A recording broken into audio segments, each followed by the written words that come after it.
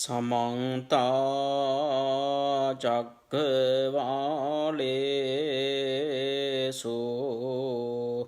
अत्र गच्छन्तु देवता सद्धम्मं मुनिराजस्य සුනන්තු සග්ග මොක්ඛදං ධම්මස්සවන කාලෝ අයං බදන්තා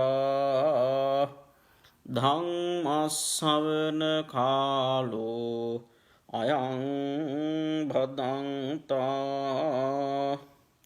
ධම්මස්සවන කාලෝ අයං භදන්තා නමෝ තස්ස භගවතෝ අරහතෝ සම්මා සම්බුද්දස්ස නමෝ තස්ස භගවතෝ අරහතෝ සම්මා සම්බුද්දස්ස නමෝ තස්ස භගවතෝ අරහතෝ සම්මා සම්බුද්දස්ස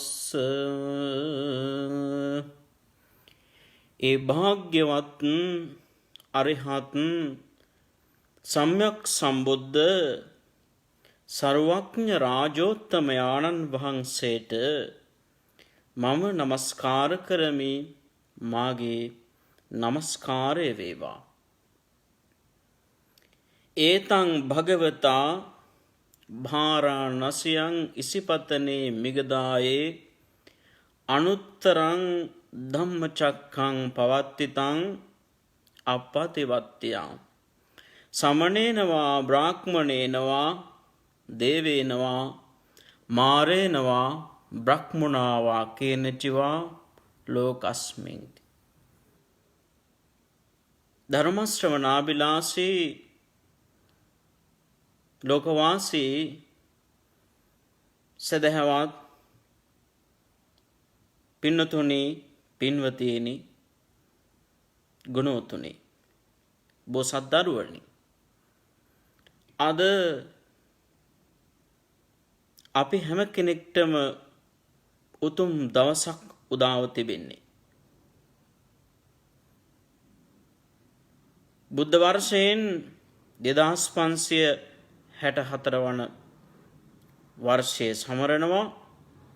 විවාහාර වර්ෂ වලින් අපි 2020 අප්‍රේල් මාසයේ 7 වෙනිදා අද වෙසක් පුර 15ක් පොහොය දවසේ මේ සන්ධ්‍යා යාමේ සෑම දිනම බලාපොරොත්තු වන්නේ ඊ타ත්ම වැදගත් වූ පුණ්‍ය ක්‍රියාවකට සහ සම්බන්ධ වීම සඳහා ලෞතර බුදුරජාණන් වහන්සේ විසින් පැහැදිලි කරන්නට යෙදුනා. ධර්ම දේශනාවක් ශ්‍රවණය කරන අවස්ථාවකදී ශ්‍රාවක පරමාර්ථය දේශක පරමාර්ථය කියන මේ දෙක නියමාකාරයෙන් සිද්ධ වුණොත් මේන් උපරිම ප්‍රතිඵල ලබා ගන්නට පුළුවන්. ධර්මාවවාදයක් වශයෙන් මා කරුණක් දෙකක් ඔබට මතක් කරනවා. ඒකේචි ඔසදාලෝකේ විජ්ජන්ත විවිධා බහු ධම්මෝසද සමං නත්ති ඒතං පෙවත බික්ඛෝ කියලයි අපේ බුදුහාමුදුරුවෝ දේශනා කළේ. යම් කිසි ඖෂධයක් තිබෙනවා නම් මේ විශ්වයේහි ලෝකයේහි ඒ උතුම් ඖෂධය ධර්මයේ නැමැති ඖෂධයයි. ධර්මයට සමාන කරන්න පුළුවන් කිසිම ඖෂධයක් නැහැ. ඒ නිසා දහම් නැමැති ඖෂධය පානය කරන්න කියලා උන්වහන්සේ දේශනා කොට වදාලා. සද්ධම්ම දේශනා කාලේ සාදු සාදුති බාසතෝ සද්ධර්මයේ දේශනා කරනකොට නියමිත තැන්වලදී අහගෙන ඉඳලා සාදු සාදුයි කියන මේ වචනය පාවිච්චි කරන්න කියලා උන්වහන්සේ දේශනා කොට වදාලා.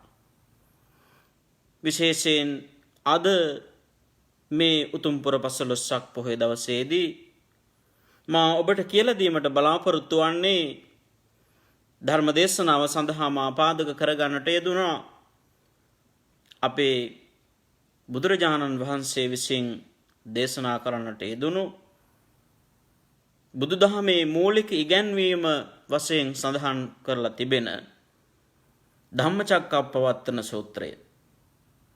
ඊට අමතරව සච්ච විභංග සූත්‍රයේ ඇසුරනුත් මා ධර්ම කරුණු කාරණා කීපයක් ඔබට මේ වෙලාවේ කියලා දීමට බලාපොරොත්තු වන්නේ. ඉතින් පින්නතුනි ධම්මචක්කප්පවත්තන සූත්‍රයේ සහ සච්ච විභංග සූත්‍රයේ ඇසුරෙන් කරුණු කාරණා විමසීමේදී ඔබ හැම කෙනෙක්ටම දැනගන්නට පුළුවන් අපේ බුද්ධ ධර්මයේ මූලික ඉගැන්වීම කුමක්ද කියන කාරණය. පූර්විකාවක් වශයෙන් බාහිර කරුණු කිහිපයක් දේශනාවට යොදා ගන්නට බලාපොරොත්තු වෙනවා. පිරිවාණ පොත් වහන්සේ තුල සඳහන් වෙලා තිබෙනවා බණවර 4ට ආයත් නැති සූත්‍ර 7ක් පසු කාලයේ ඒවා එකතු වෙලා තියෙන්නේ.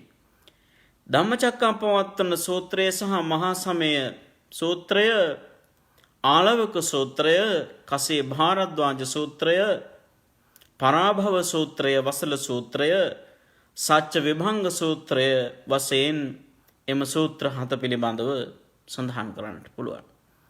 ධම්මචක්ක දේශනාව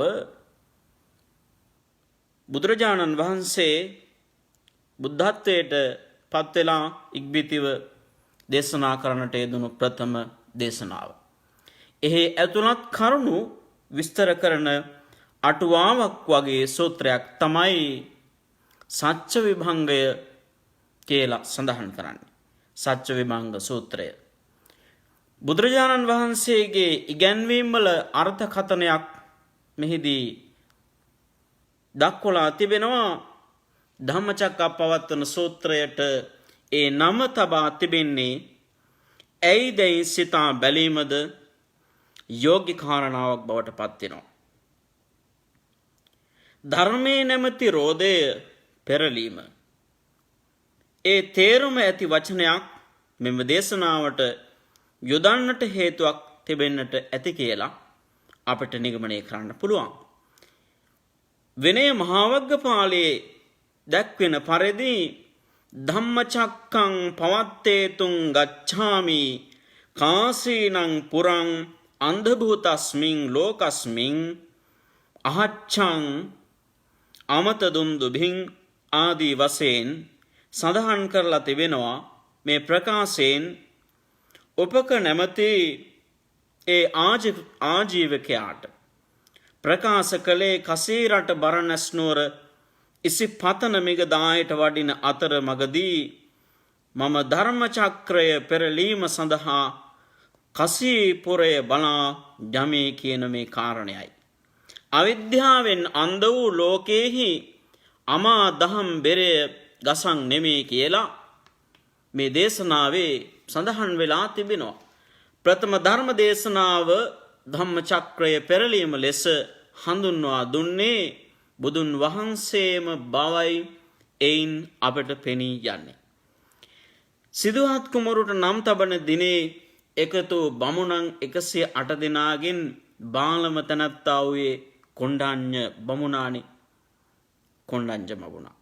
පස්වග තවුසන් අතර වැඩිමහල්ම තැනැත්තා වූයේ ඔහු. නම් තබන දවසේ බමුණන් 107 දෙනෙකු කියා සිටියේ මේ කුමාරයා ගිහිගේ හිටියොත් චක්‍රවර්ති රාජයක වෙනවා, ගිහිගේ හැර ගියොත් බුදු වෙනවයි කියන මේ කාරණය. ලාබාලම කොණ්ඩඤ්ඤ බමුණා පමණක් නැගිටලා කිව්වා මොහු ඒකාන්තයෙන්ම බුදු වෙනවයි කියලා. පියෙකු හැටියට සුද්ධෝදන රජතුමා කැමති වුණේ සක්විති රජකු බවට තමන්ගේ පුතණුවන් පත්වනු දැකීමයි. එවක කොසල් රජු මහා රජකු වූ අතර සොදොන් මහරජතුමා යටත් ප්‍රාදේශයේ රජෙක් වශයෙන් වීම නිසා එබඳු සිතවිල්ලක් ඇතිවීම සාධාරණයි. එකේ කොසල් රජතුමා බුදුරජාණන් වහන්සේ ඉදිරියේ දනනමා නමස්කාර කළා. පියා වූ සුද්ධෝදන මහරජතුමා කොසල් රජු එන විට මඟ ඉඩදී ඉවත් වූ බව බුදුරදුන් විසින්ම ප්‍රකාශ කරලා තියෙනවා. රම්ම්‍ය සුරම්ම්‍ය සුභ යන මාලිගා තුනක් සිදුහත් කුමරුට තනාදී සියලු ගිහි සැප සපයා දුන්නයි කියලා සඳහන් වෙනවා. ලෙඩෙක් මහල්ලෙක් මලකඳක් ශ්‍රමණ රූපයක් කියන මේ සතර පෙර නිමිති දැකීමට තිබූ ඉඩකඩ වලකාලීමට මේ ගත්ත ප්‍රයත්නය. ගිහිගේ හැරගියේ පියාටත් නොදන්වා පසුව බුද්ධත්වයේ ලබාගෙන තමා සොයාගත් දහම ලෝකයාට හෙළිදරව් කරන ප්‍රසිද්ධ දේශනය තමයි මේ ධර්මචක්‍ර ප්‍රවර්තනය. සක්විතිකමට වඩා උසස් තත්වයකට තමා පැමිණ සිටින බව වෙනත් ආකාරයකින් කියා සිටීමකැයි සිටිය හැකියි. සක්විති රජෙකුට සියවාසනා බල මහිමයෙන් ලැබෙන වටිනා වස්තුන් 9ක් ඇතැයි වෛදික බ්‍රාහ්මණයෝ විශ්වාස කළා. චක්‍රරත්නය කියලා කියන්නේ සක්විති රජුගේ නවරත්න වලින් එකක්. යම්කිසි රාජ්‍යයක් යටත් කරගත යුතුයයි සක්විති රජතුමා සිතූ සැනින් චක්‍රරත්න සේනාව පෙරමුණේ ගොස් ජය ලබා ගන්නා බව විශ්වාස කරනවා. තමාගේ ධර්මයේද එබඳුම චක්‍රරත්නයක් ලෙස දක්වමින් පියාණන් බලාපොරොත්තු වූ චක්‍රවර්ති සිහිනය ඊටත් වඩා ඉහළින් සමෘද්ධ කරගත් බව ප්‍රකාශ කිරීමක්. දැන් බලන්න ධම්මචක්කප්පවත්තන සූත්‍රය දේශනා කිරීම ආරම්භ කරන්නේ මහණෙනි පැවිද්දන් විසින් නොසවිය යුතු අන්ත දෙකක් තියෙනවා. ද්වේමේ භික්කවේ අන්තා පබ්බජිතේන න සේවිතබ්බා යනුවෙන් සඳහන් වෙලා තිබෙනවා. බුදුරජාණන් වහන්සේගේ වචනයෙන්ම සඳහන් කළා. එසේ දේශනාව ආරම්භීමටද හේතුවක් තියෙනවා. ඉන්ද්‍රිය සමාජයේ බොහෝ දෙනා දුක නැමැති මේ දුක නැති කරන ක්‍රමවේදයක් සොයමින් නොයෙක් විදිහට තවුස් ක්‍රම අනුගමනය කරමින් තිබූ කාලයක සිදුහත් තවුසා ශරීරයට දැඩි දුකක් දෙමින් කටයුතු කළ අන්දම අපේ තව බණපොත් බොහෝ මේක සඳහන් වෙලා තිබෙනවා. මජ්ක්‍ධිම නිකායේ ඇති ආර්ය පරිේෂණ සූත්‍රයේ ඒ බව සඳහන් කරලා තියෙනවා. සත්‍යයට එමගින් ළඟා විය නොහැකි බව වටහාගත් සිදුහත් තවසා මධ්‍යම ප්‍රතිපදාව අනුගමනය කිරීම පටන්ගත් විට එතෙක් තනිකමට ළඟින් සිටි පස්වග තාපසවරු සිදුහත් තවසා සත්‍ය සෙවීම අතහැර ඇතැයි සිතා තනි කරලා ගියා. එහෙත් කැපවීම හා අධිෂ්ඨානය උපයෝගී කරගත්ත මේ අපේ බෝසතාණන් වහන්සේ බුද්ධත්වයට පත්වීමට සිදුහත් තවුසාට හැකියාවක් ලැබුණා. ඉක්බිතිව තමන්ගේ ඒ පරිශ්‍රණය තුළින් ලබාගත් දැනුම මොලදී තමන්ට ගුරුහරුකම් දුන් උද්දකරාම පුත්ත ආලාර කාලාම කියන මේ දෙදෙනාට කියා දෙන්නට හිතුවා. ඒ වන විට ඔවුන් මියගොස් බඹලොව ඉපද සිටි බව දුටුවා බුදු ඇසින් බැලීමේදී. ඉන්පසු පස්වග තවුසන්ට තම පර්යේෂණ පත්‍රිකාව ඉදිරිපත් කිරීමට කල්පනා කළා. තමන් වහන්සේගේ මේ ව්‍යායාමය ආර්ය පර්යේෂණය යනුවෙන් හඳුන්වලා තියෙනවා. සඳහන් කරලා තිබෙනවා. විද්‍යාඥයෙකු තමන් කරනු ලැබූ පර්යේෂණයේ ප්‍රතිඵල ලොවට ප්‍රකාශ කිරීමක්සේ මේ ධම්මචක්කප්පවත්තන සූත්‍රය යොදා ගන්නට ඇතැයි සිතන්නට පුළුවන් ගැඹුරින් කල්පනා කිරීමේදී. තවුසන් 5 දෙනා සිතා සිටියේ සත්‍ය පසක් කළ හැක්කේ සිරුරට දැඩි දුක් දීම නැමැති අන්තයේ සිට පමණක් කියලයි. ඒ බව මේ සූත්‍රයේ කියනකොට අපට වටහා ගන්න පුළුවන්. දන්නා දෙයින් නොදන්නා දෙයට යාම නැමැති මේ අධ්‍යාපන ක්‍රමවේදය මෙහිදී බුදුරජාණන් වහන්සේ අනුගමනය කරලා තිබෙනවා. සිරුරට දැඩි සැපදීමෙන් හෝ දැඩි දුක්දීමෙන් නොව මධ්‍යම ප්‍රතිපදාවෙන් පමණක් දුක දිනාගත හැකි කියන මේ අභීත ප්‍රකාශය සියලු ආගමික දර්ශනවල එවක තිබෙන බොහොමයක් ඒ දර්ශනයන්හි කම්පනයක් වන්නට ඇතැයි අපට සිතන්න පුළුවන්. මේ දස සහස්ත්‍රී ලෝක ධාතුව බොහෝ සෙයින් කම්පා වුණයි කියලා සූත්‍රයේ කියනවා.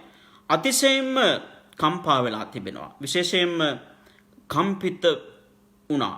අයංච දස සහස්‍රී ලෝක ධාතු සංකම්පි සම්පකම්පි සම්පවේදී කියලා ඔය පාලියෙන් කියන්නේ ඒකයි. එම කාරණය දක්වලා තිබෙනවා. ඊළඟට පින්නතුනේ මේ ධර්ම දේශනාව ආරම්භ කළේ මුලින්ම සඳහන් කරලා තිබෙනවා දේමේ භික්කවේ අන්තා පබ්බජිතේන නසේවිතබ්බා යෝචායන් කාමේසු කාම සුකල්ලිකාණු යෝගෝ ආදී වශයෙන් තව දෙකට මේ කොටස කියාගෙන යනවා. මෙයින් කුමක්ද කියන්නේ? පැවිද්දන් විසින් අත්හරුන් ලැබිය යුතු අන්ත දෙකක් ප්‍රකාශ කරනු ලැබුවා. ඉන් එකක් තමයි කාම සුකල්ලිකාණු යෝගය කියලා කියන්නේ. ඒ ස්වභාවය දැක්වීමට විශේෂණ පහක් භාවිතා කරලා තියෙනවා. හීනෝ ගම්මෝ පොතුජ්ජනිකෝ අනරියෝ අනත්ත සංහිතෝ ආදී වශයෙන් බුදුරජාණන් වහන්සේ සඳහන් කරන්නේ. හීනෝ ලාමකෝ ගම්මෝ ග්‍රාම්‍යවත් නොදියුණු පොතුජ්ජනිකෝ පුහුදුන් අයට අයති අනරියෝ අනාර්යෝ හෙවත් සත්ව පුද්ගල ගහකොළ ද්‍රව්‍ය කියන මේ සමස්ත පද්ධතියෙන් බැහැර කොට සිතන්නා වූ අනත්ත සංහිතෝ අනර්ථය පිණිසම පවත්නා වූ කියන කාරණය. එහෙත් ඒ ගිහියන්ට නොව පැවිද්දන්ට විශේෂ කරලා බුදුහාමුදුරුවෝ වදාළේ. එහි ප්‍රතිවිරුද්ධ අන්තය මෙහි සඳහන් වෙලා තියෙනවා. අත්ත කිලමතාණු යෝගය. අත්ත කිලමතාණු යෝගෝ. ඒට විශේෂණ කරදීපු පද දෙකක් තුනක් පමණක් තියෙනවා. මේ දුක්ඛෝ අනරියෝ අනත්ත සංහිතෝ ආදි වශයෙන් මේ සඳහන් කරන්නේ දුකට හේතු වන අනාර්ය වූ අවඩ පිණිස හේතු වෙන කියන අර්ථයනොයි. මේ පද යෙදීම අහම්බෙන් නොවේ හිතා මතාම කරන ලද්දක්. ශරීරයට දැඩි දුක් දීම මෙන්ම දැඩි සැප දීමද සත්‍ය සෙවීමේ මාර්ගයට බාධාවක් බව අත්දැකීමෙන්ම දැන සිට හේයින් බුදුරජාණන් වහන්සේ මේ දෙපැත්තටම බර නොවි මධ්‍යම ප්‍රතිපදාවක් තෝරාගත්තේ ඇයිදැයි ඒ මාර්ගයේ අදාළ ඉලක්කය කරා ගමන් කිරීමට ඒ කොතරම් වැදගත් වූයේදැයි පැහැදිලි කරගන්නට පුළුවන්. ධම්මචක්ක දේශනාවේ ඊළඟට කියවෙන මධ්‍යම ප්‍රතිපදාව. ඒ සත්‍ය අවබෝධය ලබා දෙන්නක්, ධම්මස පාදන්නක්, ඥානය උදා කරවන්නක්, කෙලෙස් පරිදාහය සමනය කරන්නක්, නිවන කරා යොමු කරන්නක් වශයෙන් සඳහන් කරන්න පුළුවන් ඒ වූ කලේ ආර්ය අෂ්ටාංගික මාර්ගයයි. ඒ නම් සම්මාදිට්ඨි, සම්මා සංකප්ප, සම්මා වාචා, සම්මා කම්මන්ත, සම්මා ආජීව, සම්මා වායාම, සම්මා සති, සම්මා සමාධි යනු ඒ ආර්ය අෂ්ටාංගික මාර්ගය සඳහන් කරලා තියෙන ආකාරය. සම්මාදිට්ඨි අංග දෙකකින් විස්තර කළ යුත්තක් වශයෙන් මේ ලෞකික සම්මාදිට්ඨිය හා ලෝකෝත්තර සම්මාදිට්ඨිය වශයෙන් සඳහන් කරනවා. යහපත් දැකීම ලෙස සිංහලයට අපිට පරිවර්තනය කළත් මුල් අවස්ථාවේදීම මේ චතුරාර්ය සත්‍යය සත්‍ය දැකීමයි කියතොත් අර්ථය ව්‍යාකූල වෙනවා. මහා චත්සාරික සූත්‍රයට අනුව මුලින් ඇතිවන්නේ කම්මස්ස කතා සම්මාදිට්ඨිය පමණයි. ආශ්‍රව සහිතව සිටීදී භව සම්පත් අපේක්ෂාවෙන් පින්කම් වල යෙදෙන අවස්ථාවල සිතේ ඇතිවන හොඳ නරක තෝරා ගැනීමේ මේ දැක්ම කියන කාරණයයි. යහපත් වචනයෙන් යහපත් වචන තෝරා ගැනීම සම්මාදිට්ඨි ලෙස නම් කර තිබෙනවා. කර්මයේ පිළිගැනීම දසවස්තුක සම්මාදිට්ඨි වශයෙන් හඳුන්වා ඇති බව පෙනෙනවා. මේ සූත්‍ර බොහෝමයක සඳහන් වෙලා තිබෙනවා. මේ අනුව පූර්ණ ප්‍රඥාව ලැබීම අනුක්‍රමයෙන් සිදුවන්නක් බවත් චතුරාර්ය සත්‍ය ත්‍රිලක්ෂණය හා පටිච්ච සමුප්පාදයේ පිළිබඳ පූර්ණ ප්‍රත්‍යක්ෂය අරහත් ඵල තත්වයට පැමිණීමේදී ලැබෙන ඒ සම්මා ඥාන හා සම්මා විමුක්ති සමග ලැබෙන්නක් බවත් සඳහන් කරන්නට පුළුවන්. ආර්ය අෂ්ටාංගික මාර්ගයේ දසාංග මාර්ගයක් ලෙස අංගුත්තර නිකායේ දසක නිපාතයේ දක්වන්නේ එබැවිනුයි පින්නතුනි. අනුපූර්ව ප්‍රතිපදාවක් හැටියට සීලයට පසුව සමාධියත් සමාධියට පසුව ප්‍රඥාවත් ලැබිය යුතුවද ආර්ය අෂ්ටාංගික මාර්ගය ත්‍රිශික්ෂාවට නැගූ විට පෙනෙන්නේ ප්‍රඥා සීල් සමාධි යන අවිධිමත් පිළිවෙලකයි කෙනෙකුට සිතෙන්නට පුළුවන්. එසේ වන්නේ කුමක් නිසාදයි ධම්මදින්නා රහත් මෙහෙණිය ඇගේ අතීත සැමියාව සිට විශාක උපාසක සමග කළ එම සාකච්ඡාවේදී පැහැදිලි කළ අන්දම චූල්හ වේදල්ල සූත්‍රයේ සඳහන් වෙලා තියෙනවා. දිට්ඨියේ සිට සම්මා සමාධිය දක්වා දිවෙන ආර්ය මාර්ගය නැවත නැවත කිහිප වරක් ගමන් කිරීමේදී ලෝකෝත්තර සම්මා දිට්ඨිය පසුව ඇතිවන හේයින් එහි අනුපූර්වතාවය නොබෙදෙනවයි කියලා සඳහන් කරන්න පුළුවන්. සම්මා සංකප්ප යනු යහපත් සිතුවිලි, නෙක්ඛම්ම, අවිහිංසා, අව්‍යාපාද යනුවෙන් සංකප්ප තුන්වදාරුම් වෙනවා. කාමයෙන් වෙන්වීමේ සිතුවිලි නෙක්ඛම්ම සංකප්ප වශයෙන්, හිංසා කිරීම වලින් තොරව කරුණා ගුණ ඇතිව සිටීමේ සිතුවිල්ල අවිහිංසා සංකප්ප වශයෙන්, ක්‍රෝධ නැකිරීමෙන් හා මෛත්‍රියෙන් යුතු සිතුවිලි අව්‍යාපාද සංකප්ප වශයෙන් විස්තර කරන්නට පුළුවන්. නෙක්ඛම්ම හෙවත් නික්මීම කාමයන්ගෙන් වෙන්වීමයි. ඉන් අදහස් කරන්නේ කෙබඳු කාමයක් දැයි සිතා ගැනීම අපහසුයි.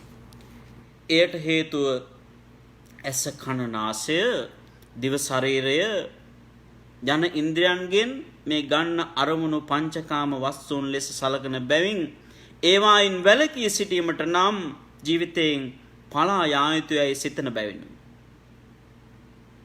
පරාසර බ්‍රාහ්මණයා කැලේට වැදී ඇස් හා කන් වැසෙනසේ රෙදි බැඳගෙන භාවනා කළා.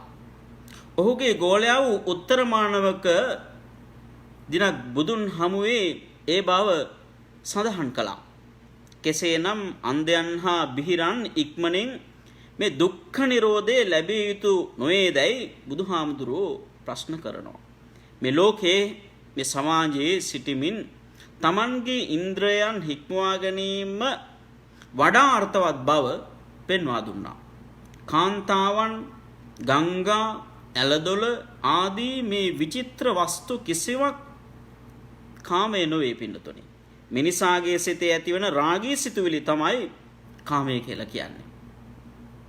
ඒ නිසා නිබ්බේධක සූත්‍රයේ කියවෙනවා නතේ කාමා ඥාන චිත්‍රානි ලෝකේ සංකප්ප රාගෝ පුරිසකාමෝ ආදී වශයෙන් සඳහන් කරනවා. යන මේ ගාථාවන්හි සඳහන් වෙලා තියෙන මේ පාඨවලින් එය ඊටාම් පැහැදිලිව සඳහන් කරන්නට පුළුවන්. නන්දි රාග සහගතා යන ප්‍රකාශේ නන්දි කියන්නේ ලස්සන ලෙසින් තේරුම් ගැනීමයි. සිතින් එම විචිත්‍ර හා ලස්සන දේ අල්ලා ගැනීම කාමය වෙනවා. නන්දි හා රාග ලෙස දැක්වෙන්නේ කරුණු දෙකක් පින්නතුනි. යම් ලස්සන දෙයක් ලස්සන බව වටහා ගැනීම වරදක් නොවේ. ඇස් හා කන් පියා ගැනීම රූපවාහිනිය ගුවන්විදුලිය හෝ ගී ගායනා නැටුම් ගැයුම් ඇසීම නොබැලීම පුණ්‍ය කර්මයක් යයි නොසලකිය යුතුයි. ඇස් හා කන් පියා ගැනීම රූපවාහිනී ගුවන්විදුලි ගී ගායනා නැටුම් ගැයුම් ඒ නොඇසීම නොබැලීම කියන මේ කාරණා. නතේ කාම යානි චිත්‍රානි ලෝකේ සංකප්පරාගෝ පුරිසස්ස කාමෝ කියන ගාථාවේ මේ තේරුම අපිට ගන්න පුළුවන්. යන ගාථා විතා වැදගත් මේකට අපිට අදාළ කරගන්න පුළුවන්. සම්මා වාචා කියන්නේ වචනේ සිහිපත් වීම, බොරු කීම, කේලාම් කීම, පරුස වචන කීම, හිස් වචන කීම යන හතරෙන් වෙන් වී ඇති කරගන්නා මේ වාක් සුචරිතය කියන එක කොයිතරම් වටිනවද? සම්මා කම්මන්ත කියන්නේ කායික වැරදි වූ සතුන් මැරීම, සොරකම හා කාමෙහි වරදව හැසිරීම යන තුනෙන් වැළකීමයි.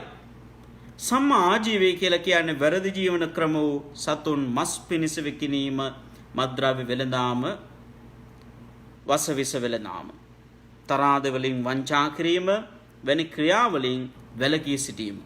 සම්මා වායාමය කියන්නේ අකුසලයෙන් වැළකීම හා කුසල් දියුණු කිරීම සඳහා මේ ගන්න කරන උත්සාහය සඳහන් කරන්න පුළුවන්.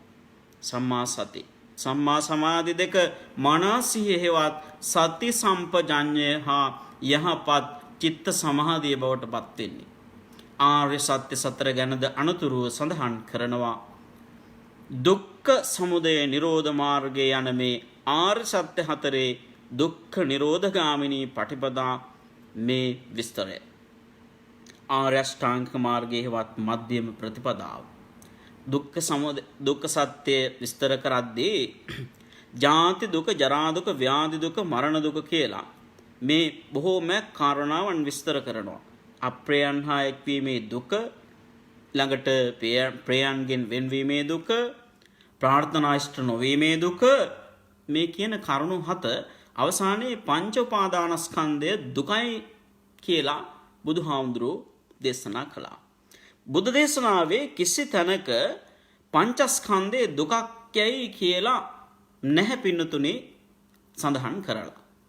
රූප වේදනා සංඥා සංකාර විඥාන මේ කියන ස්කන්ධයන් දැඩිව අල්ලා ගැනීම හේවත් උපාදානයේ ඇති විට පමණක් දුකක් බව ඉන් වැටහෙනවා. බලන්න සත්‍ය විභංග සූත්‍රයේහි මේ දුක විස්තර කිරීමේදී තවත් කරුණු කිහිපයක් දක්වා තිබෙනවා. ශෝක පරිදේව දුක්ඛ දෝමනස්ස උපායාස දුක්ඛ යනුවෙන් මේ ශෝකය, ඊළඟට වැළපීම, කායික දුක්, මානසික දුක්, දැඩි වෙහෙස මේ කියන කාරණා යන දුක් කිහිපයක් සඳහන් කරනවා.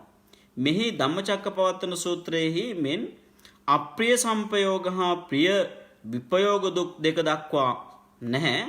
සත්‍ය විභංග සූත්‍රයේ දේශනා කර තියෙන්නේ සරියුත් මහරහතන් වහන්සේ විසින්. මෙසේ මේ සූත්‍ර දෙකෙහි වෙනසක් තිබුණත් මේ දුක පිළිබඳව තේරුම් ගැනීමට එය වඩා සුදුසු වන බව පැහැදිලිව තේරුම් ගන්න පුළුවන්. වඩාත් මේ කරුණු කාරණා විමසීමේදී ධම්මචක්කප්‍රවර්තනය සහ මේ සත්‍ය විභංග සූත්‍රය. දෙවන සත්‍ය දුක්ඛ සමුදය ආර්ය සත්‍ය වශයෙන් සඳහන් කරනවා. සූත්‍රය කියන්නේ කොහොමද? යායන් තණ්හා පෝනෝ භවිකා නන්දිරාග සහගතා తත්‍ර తත්‍රාබි නන්දීනි කාම තණ්හා භව තණ්හා විභව තණ්හා කියලා සඳහන් වෙනවා. ඒ තෙවදරුම් මේ තණ්හාව පුනර්භවය ඇති කරවන්නක්. ඒ භවයන්හි ඇලීම ඇති කරනවා. කාම වස්තුන් කෙරෙහි ඇති ආසාව කාම තණ්හාව. යලි යලි ඉපදෙමින් කම්සප පරිභෝජනය කිරීමේ ආසාව භව තණ්හාව, භවයට තිබෙන කැමැත්ත. මේ සාස්වත වාදයක් මේ ආත්මය පමණක් සිතා උපරිම ලෙස කම්සප විනීම විභව තණ්හාව හැටියට සඳහන් කරලා තිබෙනවා. එහෙමනම් මේ උච්ඡේදවාදයක්. මේ ආකාරයෙන් තණ්හාව තුල 108 වැදෑරුම් ප්‍රභේදයක් දක්නට තිබෙනවා. ඊළඟට තෙවන්න නිවනයි. දුක්ඛ නිරෝධාර්ය සත්‍යයි. දුක නැති කිරීම හේවත් නිවන. දුක නැතිවන්නේ තණ්හාව නැති කිරීමෙන්. විසංඛාර ගතං චිත්තං තණ්හානං කය මජ්ජකා. දැන් අර ගාථාවක් තිබෙනවානේ. බුදුහාමුදුරුවෝ බුද්ධත්වය ලබාගෙන අභිසම්බෝධිය ලබාගෙන ඒ ප්‍රීතිය පැහැදිලි කරපු ගාථාව. සම්බුදු සිරිතේ එන වැදගත්ම අංගයක් වශයෙන් විශේෂයෙන් අද අපට විශේෂයි මේක.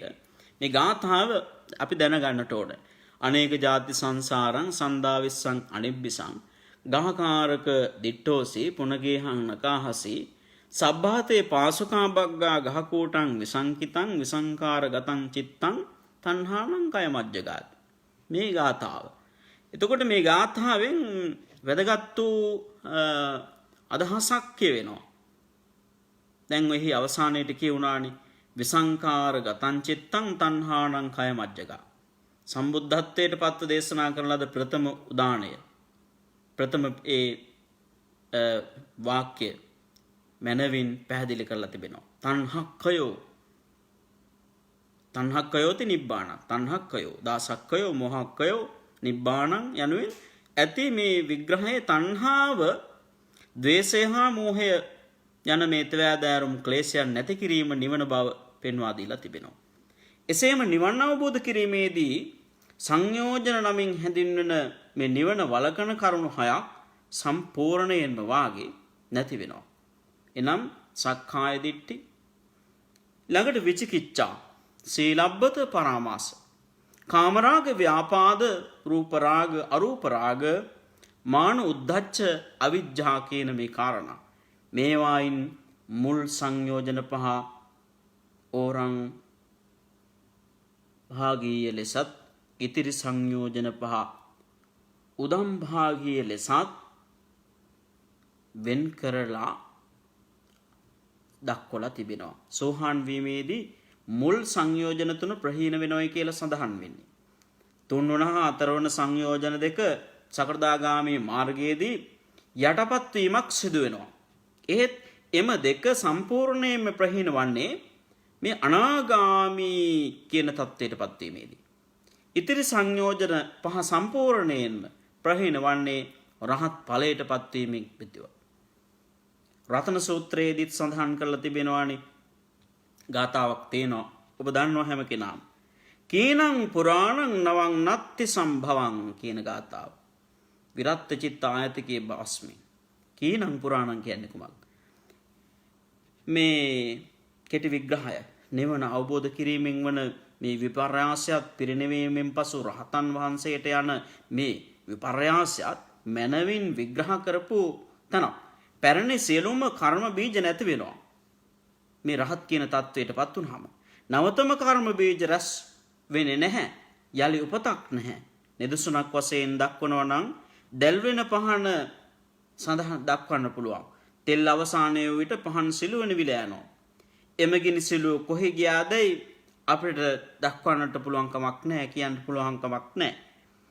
එමෙන්ම පරිනිර්වාණයට පත් රහතන් වහන්සේගේ ඒ ජීව වායුව සිරුරෙන් ඉක්ුත් වූ පසු කොහි ගියාදයි කිසිව කෙනෙකුට කියන්නට පුළුවන් කමක් නැහැ.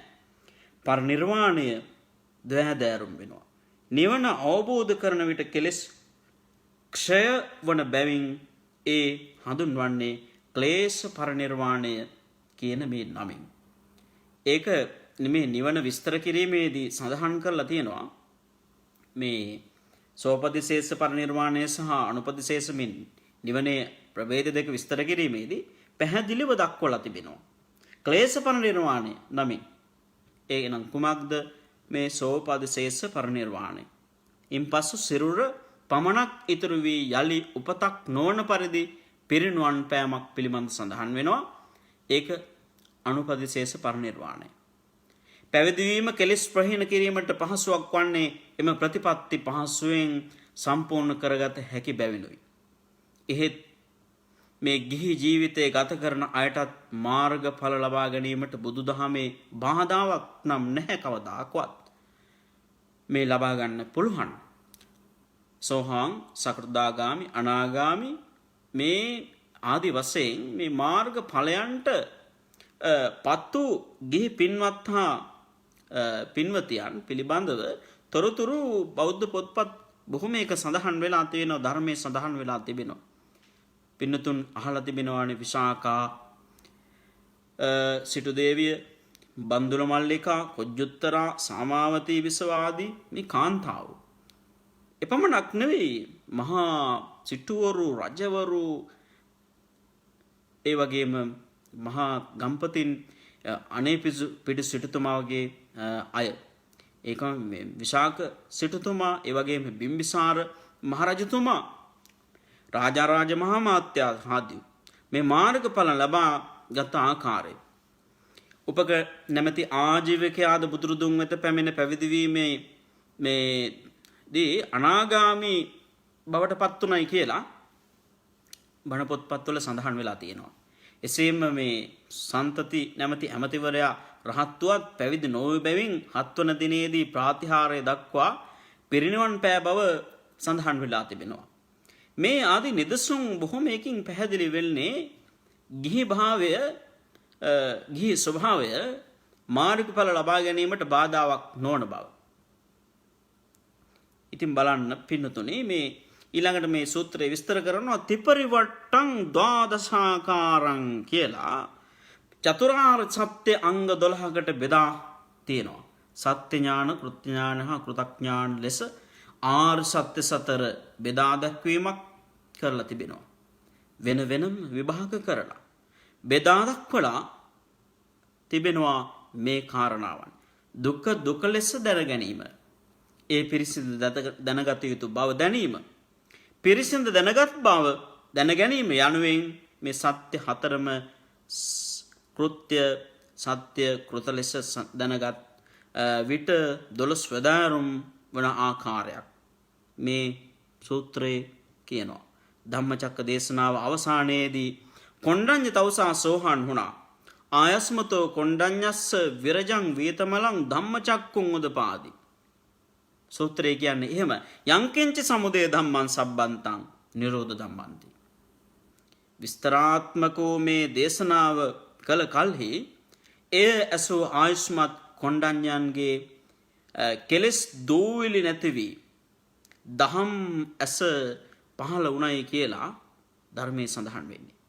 යම් හට ගැනීම් සමුදායක් ඇතිනම් ඒ සියල්ල නිරුද්ධ වන්නේ මේ ආකාරයටයි කියලා ප්‍රත්‍යක්ෂ වුණා. මේ දේශනාව අවසානයේදී ඇති වූ ප්‍රතිඵලය මෙයයි. මෙම ධර්මයේ කියවන ඔබ සැමටද ධර්මඥානෙ පහළ වේවා. දර්ශන සම්පත්තිය පහළ වේවා කියලා. අද මේ වෙසක් මාසයේ වෙසක් පුර 15ක් පොහොය දවසේ අදින් ඇරෙනවා වෙසක් සතිය 2020 වර්ෂයේ. ඉතින් හැම කෙනෙක්ටම ප්‍රතිපත්ති පුරාණට තිබෙන්නේ Tamanගේ නිවෙස් වලට වෙලා අවාසනාවකට වාගේ මේ වසරේදී වසංගත ස්වභාවයකට ගොදුරුණා. බොහෝ රටවල අද ජනතාව අතරමං වෙලා බොහෝ අයට මේ රෝගය වැළඳිලා මිය ගියා.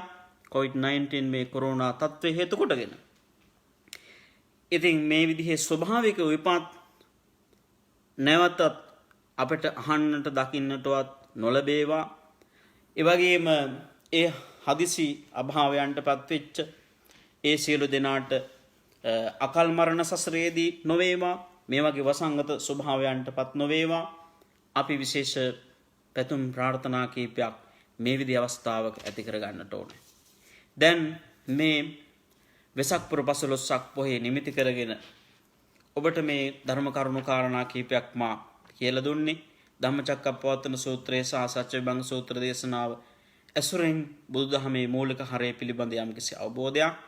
ඉතින් නැවත නැවත මේ සූත්‍රය පරිශීලනය කරන්න, කියවන්න, මෙහි තේරුම දැනගෙන එතකොට ඔබ හැමදෙනාටම මේ බුදුරජාණන් වහන්සේ දේශනා කළේ කුමක්ද කියන එක අපිට දහම් ඇස පහළ කරගන්නට හොඳ දර්ශන සම්පත්තියක් ඇතුව මේ ලෝකයේ කටයුතු කරන්නට මේ සූත්‍ර දෙක පිළිබඳ අවබෝධයක් ඇති කරගත්තාම පුළුවන්කම ලැබෙනවා. ඒ නිසා ඔබ සියලු දෙනාටම ආශිර්වාද කරනවා. විශේෂයෙන්ම මේ විදි අවස්ථාවක විශ්වයට ලෝකයට ආරක්ෂා සම්පත්තිය ලබා දෙන ශාසන මාමක ලෝක ශාසනය භාරධාරීව කටයුතු කරන්නා විශ්ණු සමන් කතරගම විමසනාදී ඒ නම් ඇතුළු කොට ඇති 33 කෝටියක් සියලු දිව්‍ය රාජ මණ්ඩලයට පින් අනුමෝදන් කරනවා. පින් අනුමෝදන් වන දෙවියෝ දෙවිසුර වඩා වර්ධන භාවයට පත් කරගෙන මේ ලෝකේ මේ වසංගත ස්වභාවයන්ගෙන් පෙළෙන සියලු සත්‍යයන් ඉන් මුදවා ගන්නට කටයුතු කරත්වා.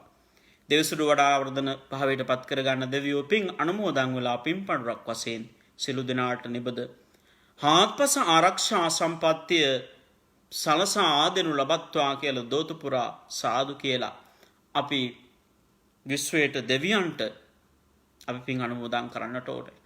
ඒක ඉතාමත්ම වටින අවස්ථාවක්. ආකාසට්ඨා ච බුම්මට්ටා දේවා නාග මහිද්దికා පුඤ්ඤන්තං අනුමෝදිත්වා චිරං රක්ඛන්තු ලෝක සාසනං. ආකාසට්ඨා ච බුම්මට්ටා දේවා නාග මහිද්దికා පුඤ්ඤන්තං අනුමෝදිත්වා චිරං රක්ඛන්තු ධම්ම දේශනං. ආකාසට්ඨා ච බුම්මට්ටා දේවා නාග මහිද්దికා පුඤ්ඤන්තං අනුමෝදිත්වා චිරං රක්ඛන්තු ත්වං සදාති. එත්තාවතා ච අම්හෙහි සංඝතං පුඤ්ඤ සම්පදං සබ්බේ බ්‍රහ්මා අනුමෝදන්තු සබ්බේ නවග්ගහා අනුමෝදන්තු සබ්බේ නාගා අනුමෝදන්තු සබ්බේ දේවා අනුමෝදන්තු සබ්බේ අක්ඛානුමෝදන්තු සබ්බේ භූතානුමෝදන්තු සබ්බේ සත්තානුමෝදන්තු සබ්බ සම්පත්ති සිද්ධියා. දානං දදන්තු සද්ධාය සීලං රක්ඛන්තු සබ්බදා භාවනාභිරතා හුන්තු ගච්ඡන්තු දේවතාගතා. දේවෝ වස්සතු කාලේන සස්ස සම්පත්ති හෝතු ච දීතෝ භවතු ලෝකෝ ච රාජා භවතු ධම්මිකෝ.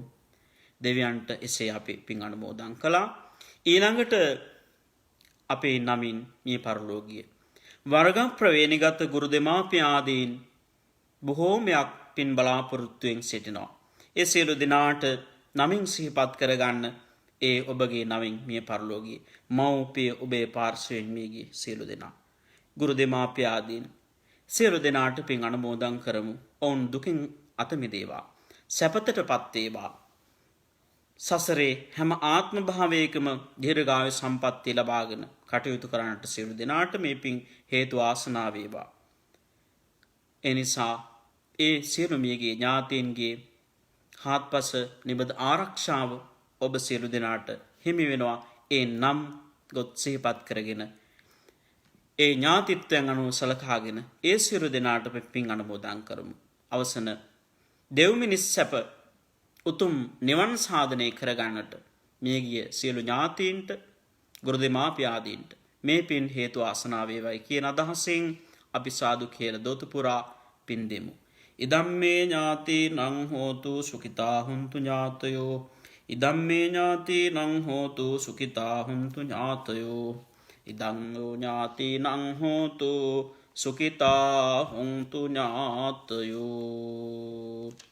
ධර්ම ශ්‍රවණය කිරීමේ ආනිසංසයෙන් ඔබ සියලු දෙනාටම දහම් ඇස පහළ වේවා, දර්ශන සම්පත්තිය පහළ වේවා. ලෝකවාසී පින්වත් ඔබ සියලු දෙනාටම උතුම් බුද්ධාදී රත්නත්‍රයේ පිහිටයි, සියලු දෙවි පිහිටයි, ආරක්ෂාවයි.